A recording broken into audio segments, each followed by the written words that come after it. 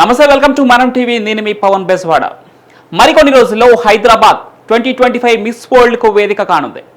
వచ్చే మే 7 నుంచి 31వ తేదీ వరకు 72వ ఎడిషన్ మిస్ వరల్డ్ పోటీలు హైదరాబాద్లో జరగబోతున్నాయి. ఇంకా ఈ పోటీలో దాదాపు 120 దేశాలకు చెందిన యువతులు పాల్గొనబోతున్నారు. మరి ఈ మిస్ వరల్డ్ పోటీకి ఉండాల్సిన అర్హతలేంటి, మిస్ వరల్డ్ను ఎలా సెలెక్ట్ చేస్తారో ఈ వీడియోలో తెలుసుకుందాం. మిస్ వరల్డ్లో పాల్గొనాలంటే 17 నుంచి 27 సంవత్సరాల మధ్య ఉండాలి. ఆ యువతికి పెళ్లి కాకూడదు. పోటీదారు ఏదైనా ఒక దేశ పౌరసత్వం కలిగి ఉండాలి. శారీరకంగా, మానసికంగా ఆరోగ్యంగా ఉండాలి.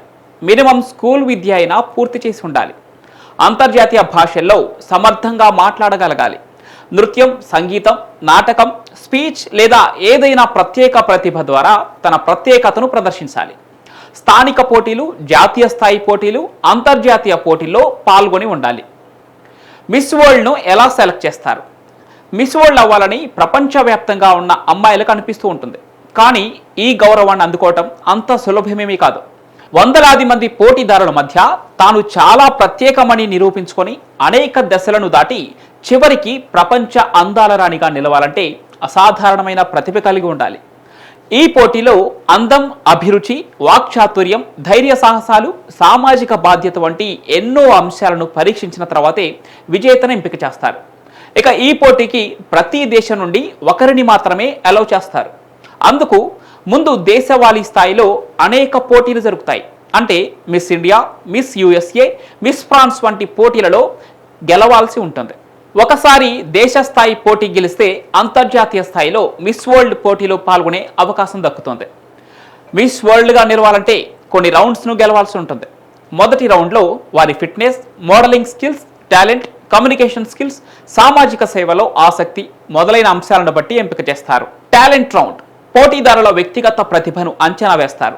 నాట్యం, సంగీతం, పెయింటింగ్, స్పీచ్ ఎవరికి ఏ టాలెంట్ ఉందో వారు చూపించుకోవాల్సి ఉంటుంది. బ్యూటీ విత్ పర్పస్ కేవలం అందంతో మాత్రమే కాదు, సామాజికంగా కూడా వారు ఏ మార్పు తీసుకురాగలరన్నది ముఖ్యమైన అంశం. సామాజిక సేవా ప్రాజెక్టుల ద్వారా వారు చూపిన కృషిని ఆధారంగా చేసుకొని జడ్జీలు వారికి స్కోర్లను కేటాయిస్తారు. మల్టీమీడియా ఛాలెంజ్ సోషల్ మీడియాలో వీరి ప్రజాదరణను ఆధారంగా చేసుకొని వీరికి ప్రత్యేకమైన మార్కులను ఇస్తారు. ఇక ఈ రౌండ్స్ తర్వాత టాప్ 20 పోటీదారులను ఎంపిక చేస్తారు. వీరు ఇకపై మరింత కఠినమైన పోటీలను ఎదుర్కోవాల్సి ఉంటుంది. ఫిట్నెస్ ఛాలెంజ్ మిస్ వరల్డ్ ఒక ఆరోగ్యకరమైన జీవన విధానాన్ని ప్రోత్సహిస్తుంది. కాబట్టి పోటీదారుల ఫిజికల్ ఫిట్నెస్ కూడా పరీక్షిస్తారు. ఈవినింగ్ గౌన్ రౌండ్ పోటీదారుల వ్యక్తిగత అభిరుచిని, అభ్యుదయాన్ని అంచనా వేయడానికి ఈ పోటీని నిర్వహిస్తారు. ఇంటర్వ్యూలు అండ్ ఇంటెలిజెన్స్ టెస్ట్ పోటీదారుల తెలివితేటలు, సమయస్ఫూర్తి, కమ్యూనికేషన్ స్కిల్స్ ఎలా ఉన్నాయో పరీక్షిస్తారు. ఇక ఈ రౌండ్స్ తర్వాత టాప్ 5 పోటీదారులు ఫైనల్ స్టేజ్కి చేరుకుంటారు. ఫైనల్ స్టేజ్లో ప్రశ్నల రౌండ్ ఉంటుంది.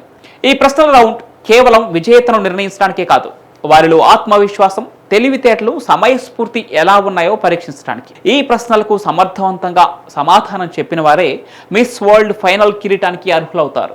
చివరిగా జడ్జీల స్కోర్లు, ప్రేక్షకుల ఓట్లు, సోషల్ మీడియాలో ప్రజాదరణ వంటి అన్ని అంశాలను విశ్లేషించి విజేతను ప్రకటిస్తారు. ఫైనల్గా కిరీటాన్ని పొందిన యువతి ఏడాది పాటు మిస్ వరల్డ్ సంస్థతో కలిసి వివిధ సామాజిక సేవా కార్యక్రమాల్లో పాల్గొనాల్సి ఉంటుంది.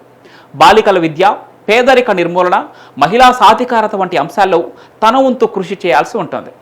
మిస్ వరల్డ్ కేవలం అందాల పోటీ మాత్రమే కాదు, ఇది ఒక బాధ్యత, ఒక గౌరవం, ఒక మార్గదర్శనం. ఈ పోటీ గెలిచిన ప్రతి మహిళ ఒక చరిత్ర సృష్టించినట్లే.